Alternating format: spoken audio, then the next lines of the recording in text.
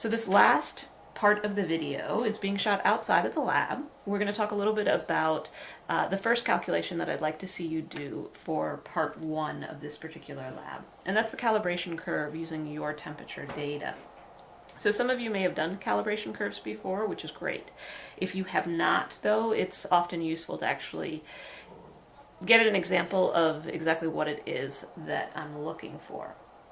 So a calibration, the calibration of an instrument is just where we adjust the scale or the reading to basically give the measurements that we know we're supposed to get. So for example, your bathroom scale. Maybe you have a bathroom scale that always reads 5 pounds higher than your actual weight. I know that's what my bathroom scale does, or at least that's what I like to tell myself it does. Now, ideally, you might have a little dial or something on your bathroom scale that you can actually adjust the readout so that it reads the correct weight, which is 5 pounds less than what it originally was reading. But oftentimes we deal with instruments that cannot be physically adjusted in terms of the readout or the display, which is this example of our thermometer, right? So if you can't adjust the scale, the readout, well, you just subtract 5 pounds from any weight you read off of your bathroom scale. And that's your calibration. It's the same idea with our thermometer. Our thermometer, we can't adjust those markings on the glass tube. So what we're going to do is figure out how far off our readings are from what we actually expect for the temperature, and then create a calibration curve equation to use to adjust any of our measured temperatures to what they should be. All right. So the way that we do this is we create a calibration curve. Now it's called a curve, I realize, but more often than not, the calibration relationship for many instruments is a straight line. And it is going to be a straight line for us as well. We're going to actually create a straight line based upon these 2 points of data. So you can tell from our data here that we're off, right? We expected the freezing point of water to be 0 degrees. It was 1 degrees according to the thermometer. We expected the boiling point to be 100.3. It was actually 102.3. So we're off by 1 at the low end of the scale and 2 at the high end of the scale. So it's not actually a consistent error in one direction. It's actually larger at higher end and smaller at the lower end. So we can't just subtract out 1 or just subtract out 2 from any of the measurements that we're taking off of that. We actually have to sort of figure out a way to scale between these two differences. And that's where the calibration curve is going to be really handy for us.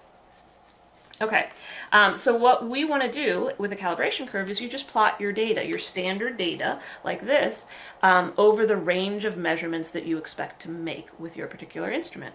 So in this case, we're making measurements between 0 and 100, a little bit over 100. So we are going to create a graph that goes from 0 to 100 degrees Celsius. And you're going to plot these 2 points. These are essentially 2 XY points. So we're creating an XY scatter plot. There's 2 ways that you can do this. Since we've only got 2 points here, it's pretty simple with the data. We can actually just do this by hand if you really want to, but I do have some requirements if you're going to try this by hand. First of all, use graph paper and a ruler, okay? All right, so I actually have created this calibration curve by hand. I've put in my my X and my Y axes. I've marked all of those even divisions. I want to see this, what each of those even divisions actually stands for over the entire range of each of those axes. So this is a 10-degree scale. Every 2 boxes on this graph paper stands for 10 degrees, right? I want to see it marked. That's a good way to do a graph. If you're going to do it right. Same thing for my y-axis as well. Make sure that you actually have labeled your axes as well, so I know what temperature is being plotted here. On the x, we should have the expected or true temperature, and on the y, you should have the measured temperature. Okay. You also need to note the unit. There are multiple different units for temperature, so please make sure that it is clear that you are plotting in degrees Celsius. Don't just assume. Make sure it's clearly written there. And then you're going to plot your XY points. All right, so X is your expected temperature, Y is your measured temperature. Point 1 is the freezing point of water, point 2 is the boiling point of water, where we read our X at 0 and go up to 1 on the Y scale for the first point, and the second point will be the X at 100.3 as best we can estimate it, and go up to 102.3 on the Y, okay? So I've actually done that here. I made my 2 points at top and bottom, and then because it's a 2-point calibration curve, this is the simplest that you can possibly have. All you do is you draw the straight line, again, use your ruler, just connecting those 2 points.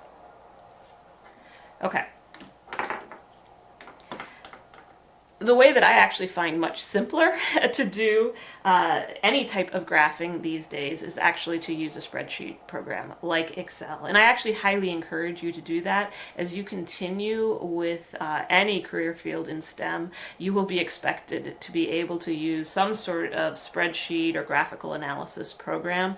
And Excel is a nice, quick, and easy one to use. It's very commonly used in the science field. So I highly encourage you to learn how to use it because it's a good skill to have. So the same basic standards apply if you use Excel. You want to insert an XY scatter plot.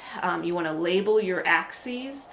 You want to format or add in a trend line and follow all of those. Now, there are a ton of YouTube tutorials on how to insert scatter plots and do linear regression analyses and format linear trend lines on Excel. They're on YouTube, right? So I'm not going to recreate here what has already been done, probably better than I could have done.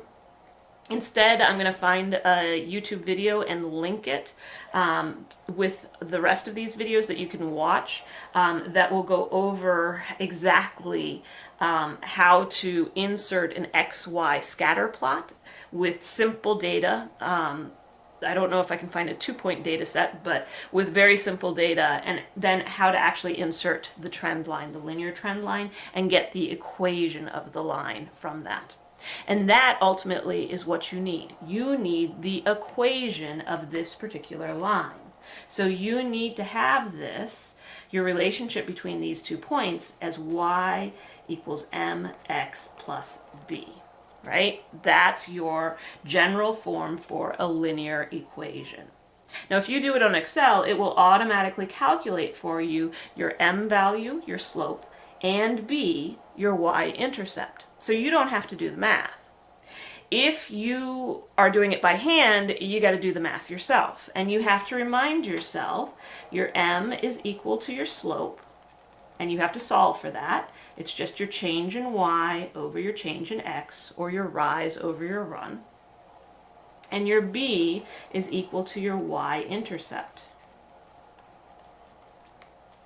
where your y-intercept is just the point at which your line crosses that y-axis when your x value equals 0, okay? So you need to figure out how to actually solve for that. It's actually not that hard with a 2-point line like this to figure out your slope, your change in y over your change in x, and your y-intercept itself, okay? But again, Excel, if you're at all uncertain how to do this, Excel will calculate it for you. And I'll have a video linked that will show you how to actually do that. Once you have your equation of the line, what you can do with it, find my other data, is you can actually correct for other temperatures outside of those 2 standards. Somewhere that's in between your low end and your high end, like our room temperature water, where we measured 11 degrees Celsius. Well, we know that this is likely higher than the actual room temperature. It was a really cold day. They had not turned on the heaters yet in the lab. So I know that this was probably still higher than the actual room temperature. So in order to correct this, I just need to use my equation of the line. My y equals mx plus b. And again, you will have solved for values for m and b. And you'll be able to insert those in here, okay? So if you insert those in here, what we know as well is that our measured temperature, we can actually substitute in for Y. And then we know that our expected or true temperature is our X value. So we can solve for X to get the expected or true room temperature of that water. Okay?